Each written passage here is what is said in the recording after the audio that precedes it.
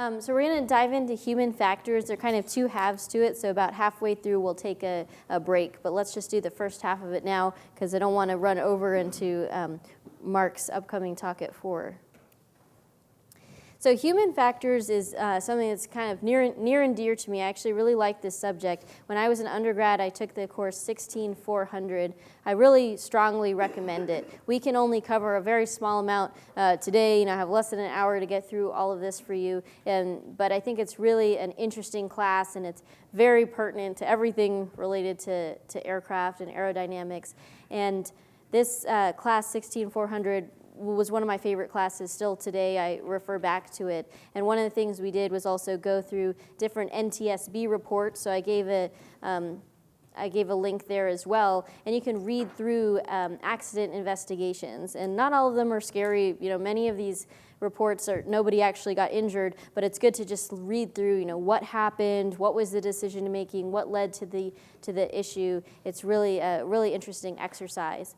And one thing in particular that we did in that course 16400, what was really interesting is that they have you be on basically a flight simulator, so you're pretending to be a pilot, and then there's all kinds of inputs coming into you, which is really what you're going to experience in the cockpit when you're flying. You got people talking to you on the radio, you have your passengers inside the plane, you have all kinds of inputs coming up on the screen, you're looking for other aircraft, you're trying to identify an airport that you're coming up on. There's a lot happening, a lot of information, and then we had to basically talk about, if a light went out, the absence of a light, trying to expect a pilot to identify that is totally unreasonable.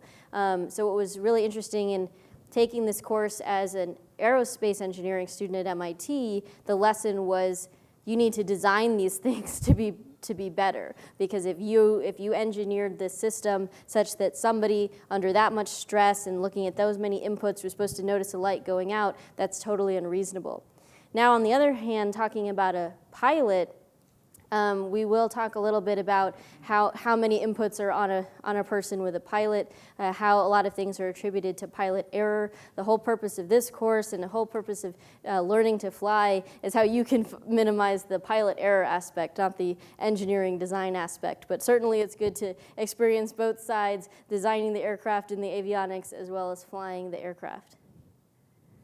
So one thing I really want to point out, it's a little bit morbid, but I just want to talk about accidents and what causes them. Well, a very large number of accidents are what's called controlled flight into terrain. Does anyone know what controlled flight into terrain means? There's no instrument error or adverse weather, but mostly not human error that would be flight into a mountain or something. Yeah, so what he said was that there's no instrument error and it's pilot error. So it's not necessarily that it means that it's pilot error, but what it's saying is that there's nothing physically wrong with the aircraft. So it's not that the engine broke. It's not like the case with Captain Sully where birds were ingested into the engines and the engine stopped working, but it is the case that a fully functional aircraft was flown into terrain, into a mountain or into the ground. So why does that happen? So, as we just heard, it's the pilot's fault is one of the most common answers. They attribute things to pilot error, and the NTSB does this a lot.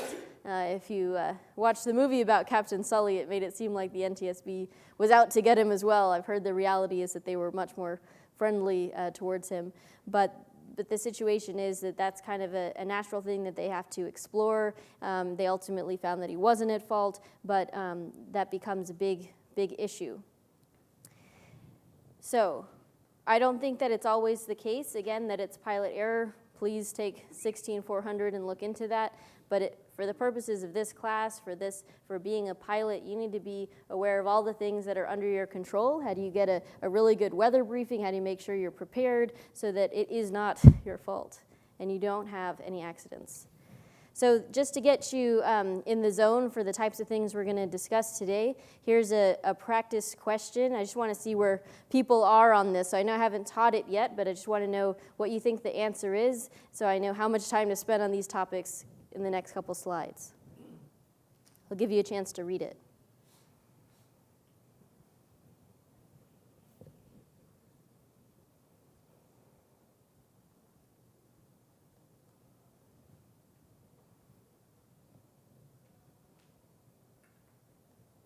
Okay, so how many people think it's A?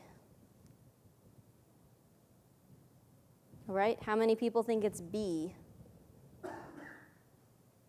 We had movement on B, but nobody fully raised the arm on B. All right, C. A lot of hands raised on C. All right, how about D? Now that everybody raised their hands on C, almost no one wants to admit D. All right, so it is in fact spatial disorientation. So we're going to talk about the first half, aeronautical factors, and then we'll take a break, and then we'll get into the aeronautical decision making. All right, so aeronautical factors. So Philip has already talked about some of the regulations associated with getting your medical certificate and having an AME or an aviation medical examiner basically check you out. So there are a lot of physiological factors that can affect a pilot, and some of those, are unrelated to that medical exam that can happen to any of us. So we're going to go through the ones that are listed here. So hypoxia, it basically is related to not having enough oxygen or having a reduced amount of oxygen. And there are a lot of different types of hypoxia, and it results in a lot of disorientation, a lot of things that you would be able to do normally, you won't be able to do in those types of conditions. So impaired judgment, visual impairment, drowsiness, a lot of issues can happen if you're under that situation. So let's see if we got this video going.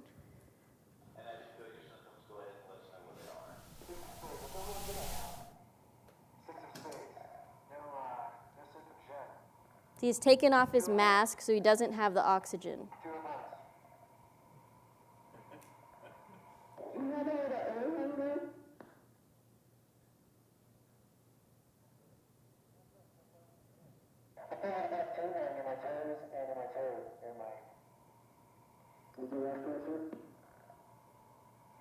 What was the last card?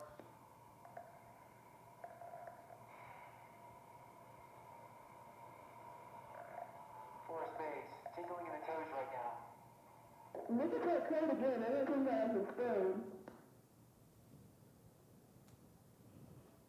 So if you heard what he just said, he's feeling tingling in his toes.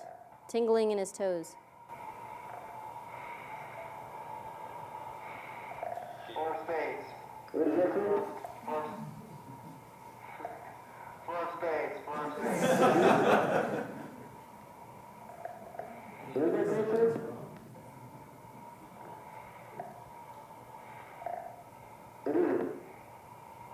What are you feeling right now, number 14?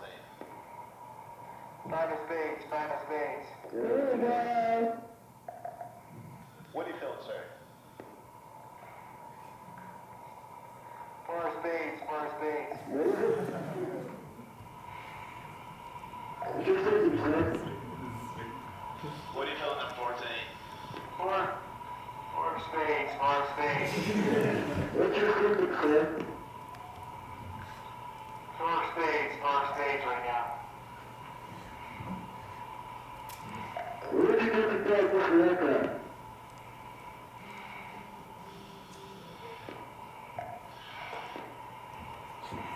What kind is that, man? This is four of spades. What did you get the dog with the aircraft? Four of spades. Four of spades. I'll let you watch the whole thing. It basically just gets a lot worse, but you can see, and one of the biggest problems is also maybe not being able to realize that there's a problem. So that's what makes it even more of an issue. Another issue is carbon monoxide poisoning. So this can actually happen in the aircraft that you fly, just based on where the heat comes in, and you get headache, drowsiness, a lot of issues there, blurred vision. The way to detect that is there's actually a CO detector, carbon monoxide detector, inside the aircraft. And so when that middle part becomes very dark, then you'll know that there's an issue. And so it's good to know what the symptoms are. So if you're starting to experience those symptoms, you know what the problem is, and you can, for example, open your window to get some fresh air into the aircraft. Some aircraft, even certain Cirruses, have supplemental oxygen, so you can use that as an option as well. There's another video, just for time, I'm not going to go through it, but there's a lot of issues associated with high G-force, and you might have seen some things with Top Gun, which we heard from Laz is a terrible representation, but even on that one, when they're pulling high G maneuvers, we've seen loss of consciousness and other issues. Another one that you might have actually heard of this before is hyperventilation. Some people here on the ground experience this, and so you might just be over anxious, breathing too quickly.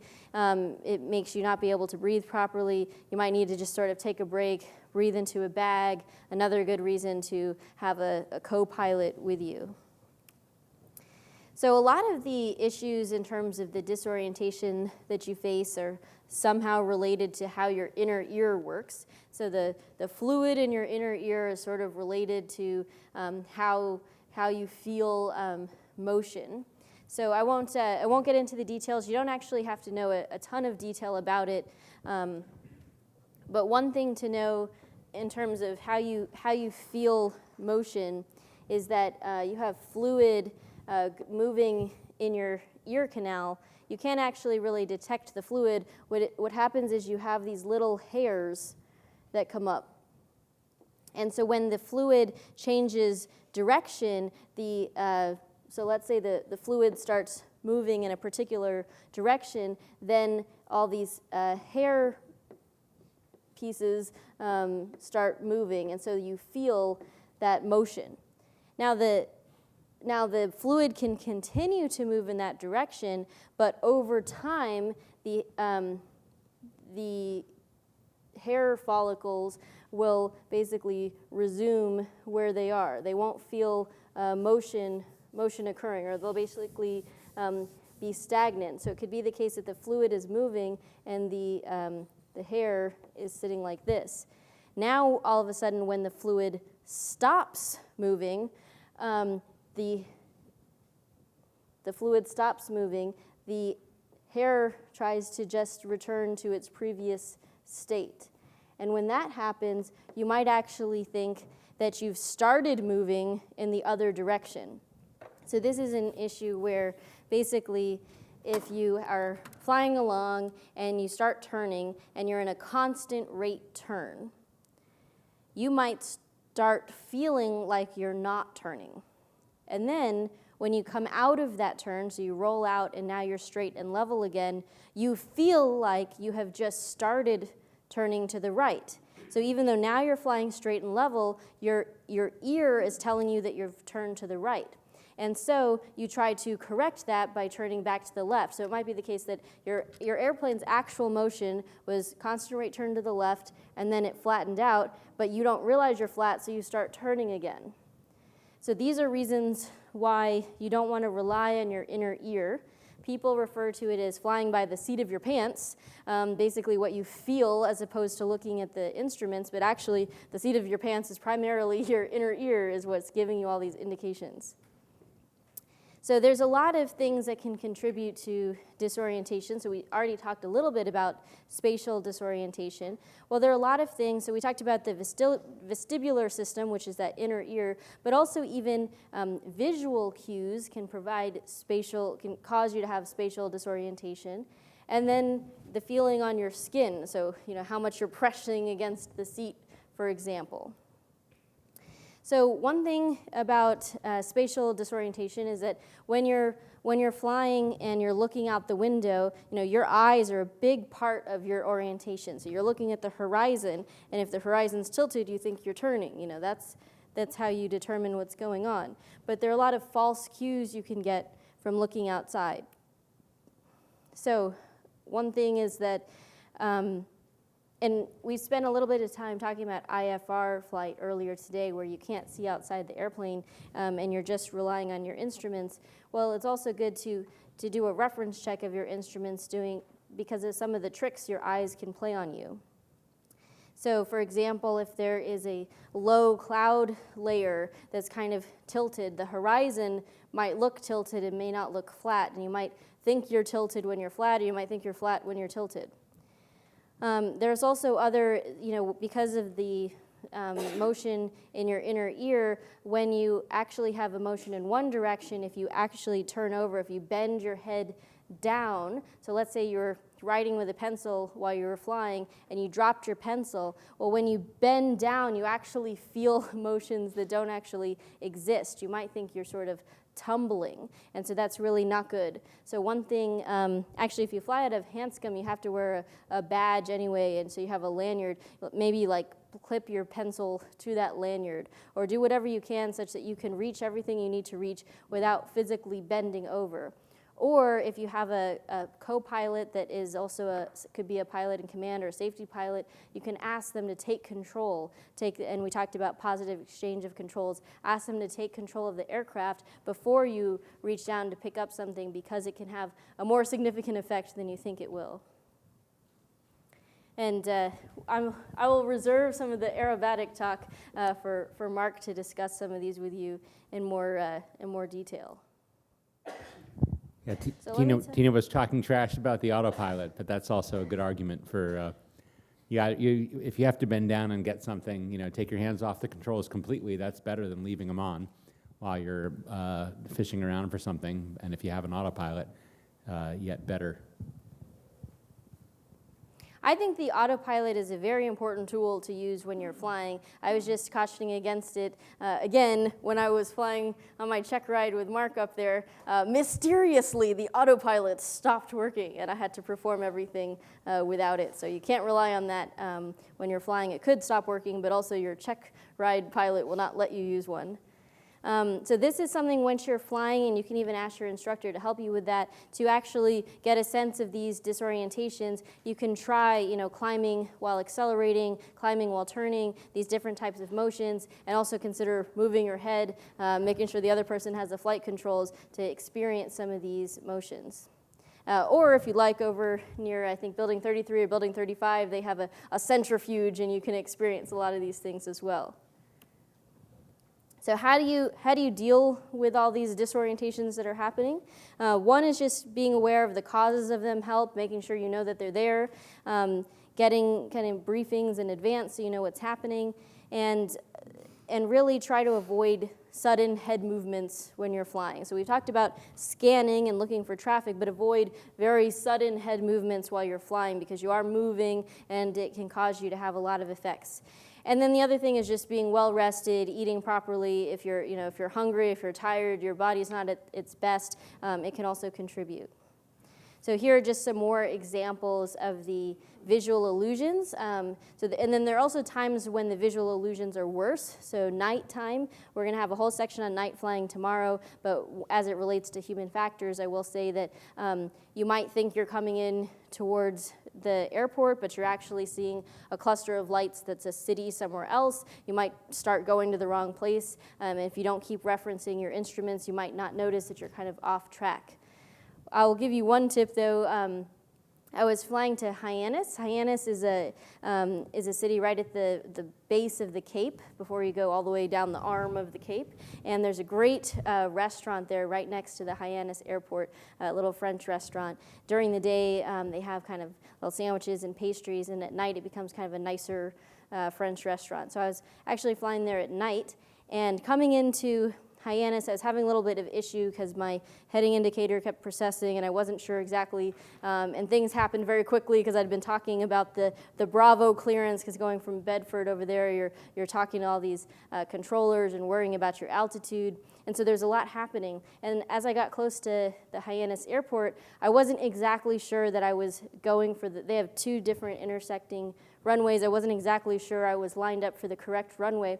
So I just talked to the tower controller, and I told them that I was having this issue. And so they lit up the runway that I was trying to land at very bright just for a moment so I could get oriented and get myself situated. And it was very great. So good also to use other people, whether it's the flight service folks or the tower folks, to give you help when you need it.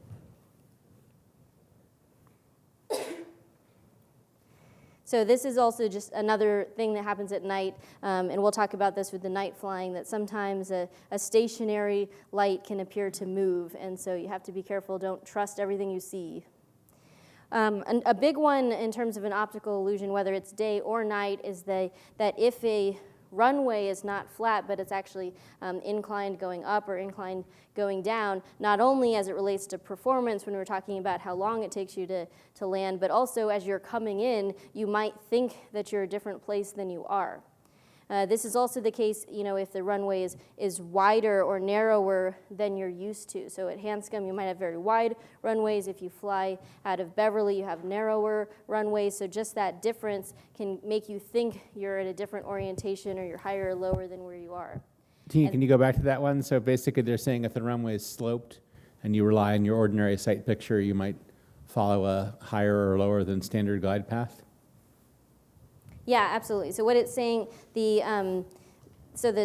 top one is showing that, obviously that's just when it's flat, and so when it's inclined up, you might try to be farther away so that you get the same picture. So the dotted aircraft is where you should be, but the solid aircraft is where you might actually be, where you're trying to compensate because of the illusion. And then if there's a featureless terrain, it can really affect you as well. So like right now we have a snowy condition, so it's harder to see what's happening. It makes it difficult, and in general, it makes you fly a lower approach, which is not good.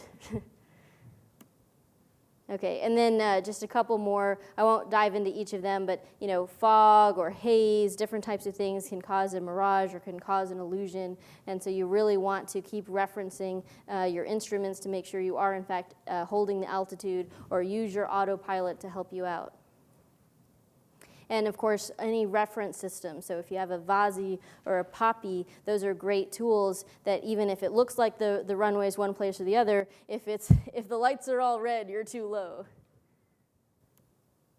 Okay, another one is motion sickness. So one thing I want to tell you about motion sickness is when you go up and you take your first discovery flight, you come out of this class, you're ready to go, you might feel a little bit motion sick. And that's okay, you're in a tiny airplane, it might be bouncing around a little bit. What I'm here to say is that goes away. You can actually train your body to get used to it and kind of get over that motion sickness. But unfortunately, if you can lose that tolerance that you built up if you wait a really long time between flights. I'm at MIT, so I don't know how much I need to tell you about stress. I think we all know about stress. We have different ways of dealing with it, but just as much as it affects your ability to take an exam at MIT, that stress can also affect your ability to fly and think logically as you might need to do aeronautical decision making. And that's a good time to think about whether you should bring an instructor along on a trip. If you're tired or you're upset about something, then be part of a two-pilot crew. Exactly. Fatigue is a big one. If you do take my advice and look at those NTSB reports, a large number of them are talking about, airline pilots that have just, been flying for 22 hours and something happens. Whereas if you really think through it, maybe that issue wouldn't have happened, but they're so tired that those things result in an issue. So really be mindful of how much fatigue can affect your ability to fly and what stresses it puts on the pilot. Dehydration and heat stroke are big ones. Here in this area, it gets very hot in the summers. Make sure to bring a bottle of water with you when you go flying. It can be a big issue, and if you're feeling kind of lightheaded, take a drink of water, and it can make a big difference.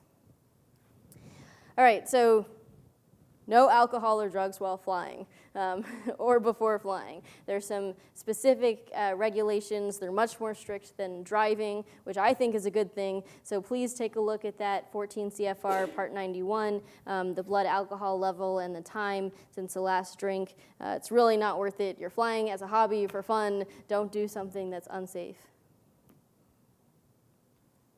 Some of these are ways to remember the bottle to throttle examples here, so I'll let you take a look at those.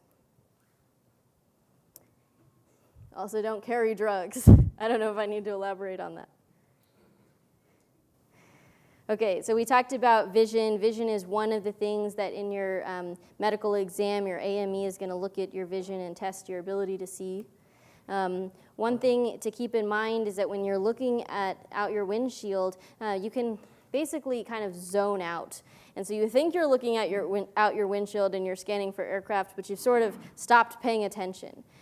So one thing that they recommend you do is actually have a series of very specific eye movements. I just moved my head, but again, don't move your head, but kind of look with your eyes to scan across so that you're actually specifically deciding and you're specifically looking and scanning the air for other aircraft. And tell this to your passengers. You don't have to be a trained pilot to look for aircraft. I always tell all of my passengers, look out the window, tell me if you see other aircraft.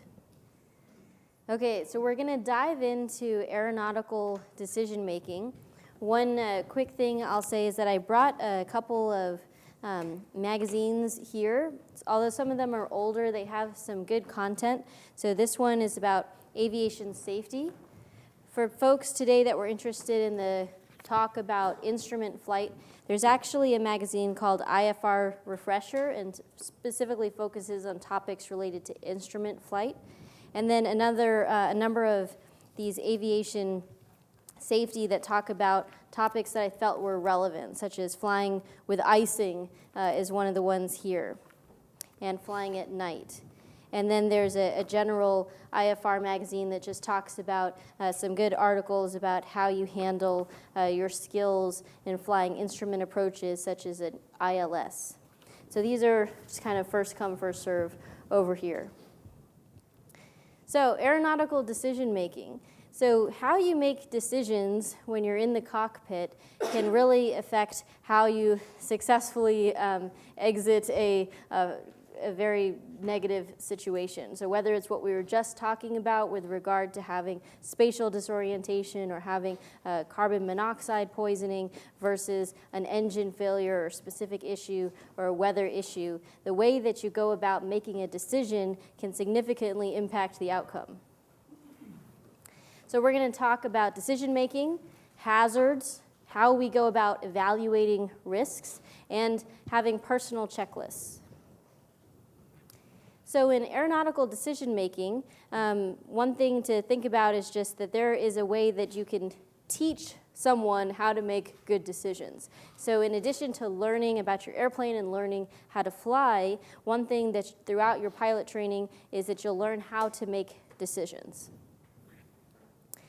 So crew resource management is one specific aspect, and we've been alluding to that all day, talking about how to use either your co-pilot or whoever it is that's sitting next to you in the plane or your other passengers as well. There are a number of aircraft that we talk about, and we discussed the FAA regulations earlier about mandated requirements to have a co-pilot or sometimes other folks, but there are even people outside your cockpit that you could rely on. Air traffic controllers, we talked about flight service stations, for example. So again, really think about when you're flying, although the FAA might require just a crew of one, whether you really are all alone or there are other people you can rely on. So there are a lot of aspects to making good decisions, and this is part of why pilots love talking to other pilots. They also just like discussing, if they encountered an issue, how they went about dealing with that issue, and talking to other people about their experiences is actually a good way to learn. One thing you should also know is about your personal attitudes. I think that might have been another reason Laz, our F-22 pilot yesterday, was so against Top Gun. The concept of being a very arrogant person that violates the rules is really not a good stereotype for a pilot, because people that fly like that are more likely to have accidents. How you can modify your behavior, how to recognize and cope with stress. We could certainly use that here at MIT. And then how to really assess risks properly. So we talked about weather as an example. How do you know if you have the right weather information? Have you evaluated a risk appropriately? And we've really tried to give you pointers and cues for that, especially if they tell you VFR flight not advisable. It's not advisable. That means it's probably a bad idea. So hazards and risks. So a hazard is basically a condition or an event, something that you might encounter, whereas risk is basically your assessment, of how likely is that risk, how likely is that hazard going to come to be, what impact could that hazard have on your outcome.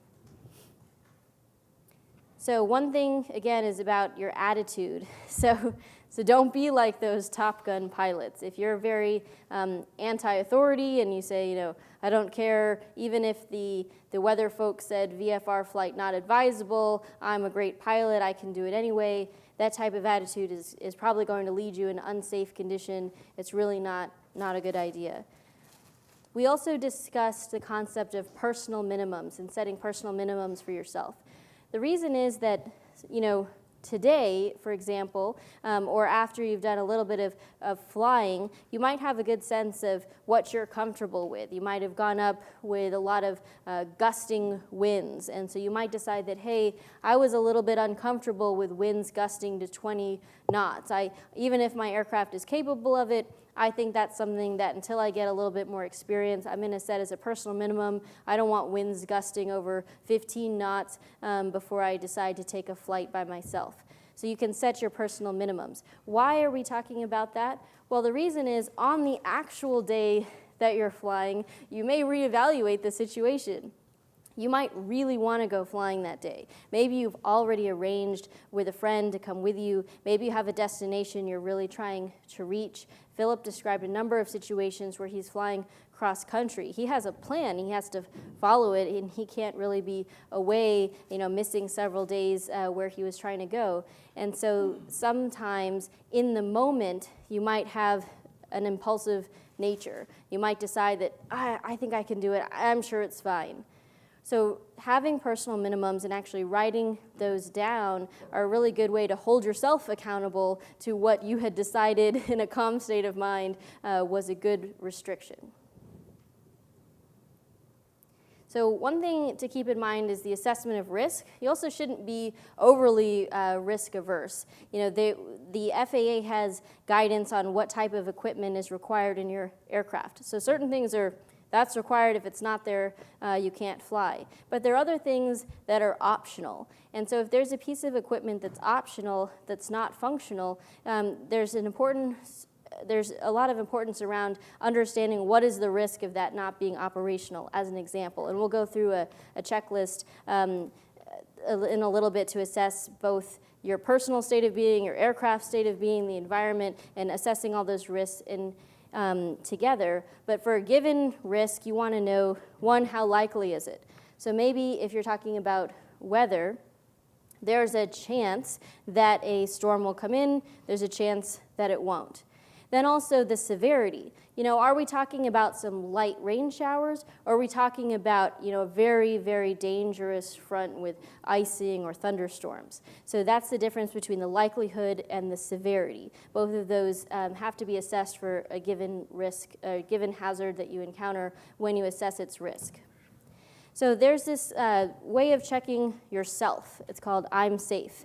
So this is just determining just you, not the airplane, not the environment, as a pilot, if you're safe to fly. So do you have an illness?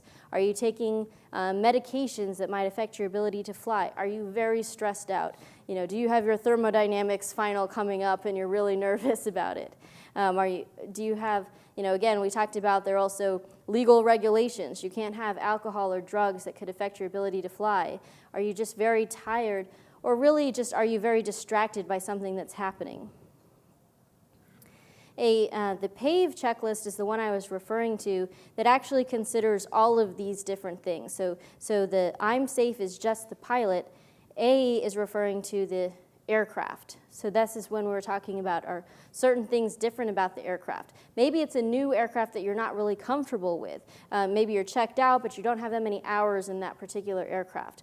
Or maybe, we've talked about the difference between steam gauge and G1000. Maybe you're really used to flying steam gauge and this is a G1000. So there's nothing actually wrong with the airplane, but you may be less comfortable. Environmental, so that could be weather, that could be flying to a new airport, that could be flying to an airport that has some special conditions. Maybe it's a grass strip. You're flying to Katama, which is a a grass runway out at Martha's Vineyard right next to the beach. It's really beautiful, I recommend it, but maybe if it's your first time flying to a soft field, that could be a concern. External pressures, that's what we were just talking about. You're already committed to being somewhere later in the day, you've met up with somebody, you're with a friend, you had decided to take them flying, they really want to go, but the weather's looking a little bit iffy. So one thing that's good about this PAVE checklist is to kind of put things in perspective. That maybe you're feeling a little bit stressed out or distracted about an MIT exam. But the aircraft is the one that you've been flying a lot. You're very familiar with it. You have a lot of time on the aircraft. Everything's working well. You have a good amount of fuel. The weather's great. It's a beautiful day. You're flying to familiar airports, and you don't have any external pressures that day. There's no one you're trying to meet. There's nothing you're trying to get done. So that might be a good day that, okay, one of these things is a little bit iffy. Nothing crossed your minimums, but it's just something that maybe you could still go ahead and fly. However, if it's multiple things, if it's a different aircraft, it's a different location, you're having stresses, these start becoming times that you want to take these risks even more seriously, because as they come together, it could affect your ability to have a safe flight. So just these types of personal checklists are a great way to assess risk and make decisions as you're trying to decide whether or not to go on a flight. And these are just a breakdown of some of the things I just said on the environmental conditions. So nighttime is also on there. Tomorrow we'll talk about night flying in particular, and the fact that basically in the US, with just your private pilot's license, you can fly at night. A lot of other countries consider night flying just as advanced as instrument flying, and you need your instrument rating to fly at night because of all the concerns about not being able to see much outside your airplane. So be mindful that it's a slightly more challenging condition to fly in, and how does that affect your ability to assess the other risks that might be taking place. I really would recommend, especially when you're first getting certified, you don't really make plans anywhere near the time that you're supposed to be done flying. We try, most flight schools will give you a flight block of 2.5 hours. Make sure that you don't have to be anywhere even for a few hours after that. In case the weather got bad, you had to land somewhere else. You don't want those external pressures affecting your decision making when you're in the cockpit. This is another way to think about it in terms of this 5P checklist. So there are certain kind of different parts through the flight. We discussed, the pre-flight, takeoff, while you're, kind of cruising along, or descending and you're flying. And it might be good to kind of look through all of these different aspects about when you're flying, and kind of checklists for yourself to understand what's happening. There are a lot of different resources that talk about aeronautical decision making. I think one of the best resources is really talking to other pilots about experiences that they've gone through, and learning after you go through an experience, reflecting afterwards, whether it's with your instructor, with your friends, what happened, what could I have done differently, was that the right decision to make? So even these little things, like Philip was talking about flying with Oksana, trying to avoid some weather, there was rain, thinking about how he evaluated that risk of that thunderstorm. What could he have done differently? Was that the right decision? And in general, making a conservative decision is good, because it's your life at stake that we're talking about. All right, so I think we've talked a lot about this. Are there any specific questions on aeronautical decision making or human factors in general? Yes? You mentioned currency. Is there a recommended frequency or rule of thumb that you should be, how often you should be flying in order to maintain your skills? I know We're going to cover that at the very end. There's a Cirrus at least puts together this big matrix. They don't tell you how often to fly to practice, but they tell you, given how recently you've been flying and practicing, here's the kind of weather that you should be challenging.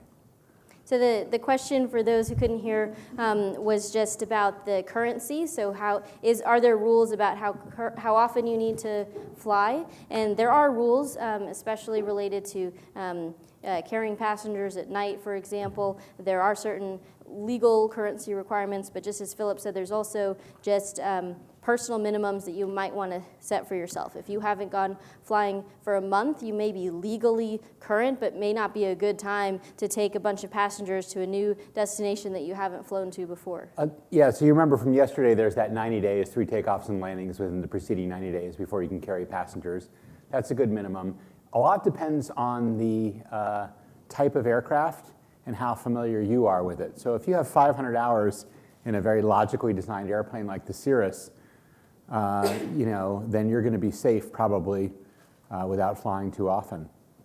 In a more complicated aircraft, that has buttons and levers just randomly strewn across the panel, which seems to be the industry standard. If you haven't flown it for a month, you may actually be a little bit at sea as to where are the flaps, where's the gear.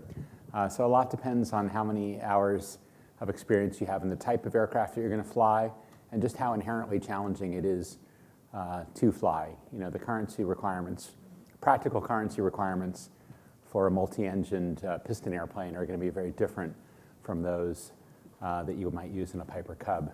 Yeah, when we pulled the class earlier, I think there were 70 of you have really only flown once or not at all, and so that's a lot of people that don't have flying experience. So I would say back before I had 200 hours, or even before I had 100 hours of flying experience, I actually set very strict currency requirements. I had to fly 2 times a week before I really felt comfortable taking up a passenger, and I wanted to fly relatively frequently with an instructor and practice stall recovery, these types of things. And I think that's good. Make it as much as you need to in order to be safe.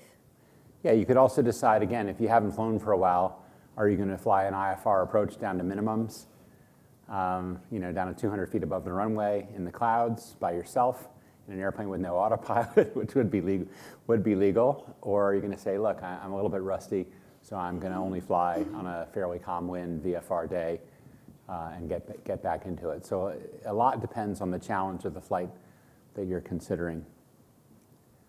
Who else has a question?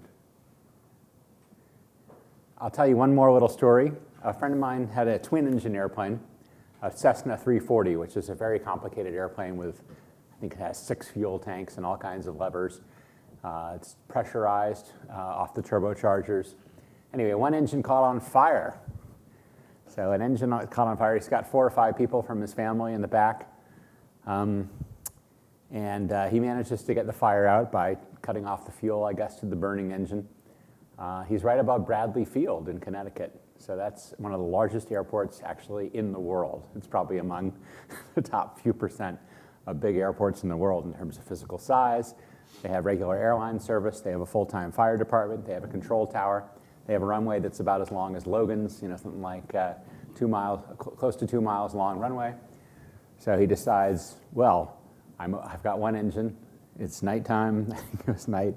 The controllers are right here. Should I just, spiral down and land on one of these huge runways at Bradley and let the fire department come up and meet the airplane? Or, that's option 1. Let's see what you guys think. Option 2, let me continue to my home airport of Fitchburg, which is unattended. I don't think there's a fire department that's there. There's no control tower. The runway is pretty short, 4,500 feet. But on the other hand, it is the home airport, so it's very familiar. And he's got one engine left, so it's an airplane. You only need one engine to descend. So what do you guys think? A or B? Land at Bradley or go to Fitchburg? Okay, what do you think this guy did? He went to Fitchburg, and he wrecked the airplane. He landed, but I don't know. So twins with one engine, they always say the second engine carries you to the scene of the accident. We'll talk about that tomorrow. So they just are hard. It's hard to maintain. It's hard to keep them going perfectly straight. So, of course, he didn't go perfectly straight down the runway. Went off the side of the runway, did some damage to the airplane. Nobody was hurt, fortunately. The punchline of the story is he doesn't tell this as an example of bad aeronautical decision-making. He tells this as a story of good decisions and making good decisions as a pilot, and I'm not really sure why. But anyway, I just wanted to tell you, despite all those checklists, people can have very different perspectives on what constitutes a wise decision. But personally, I try to do, I have an ATP, but I try to do flights whenever possible that require only a student pilot level of skill, and that gives me a nice margin. So is it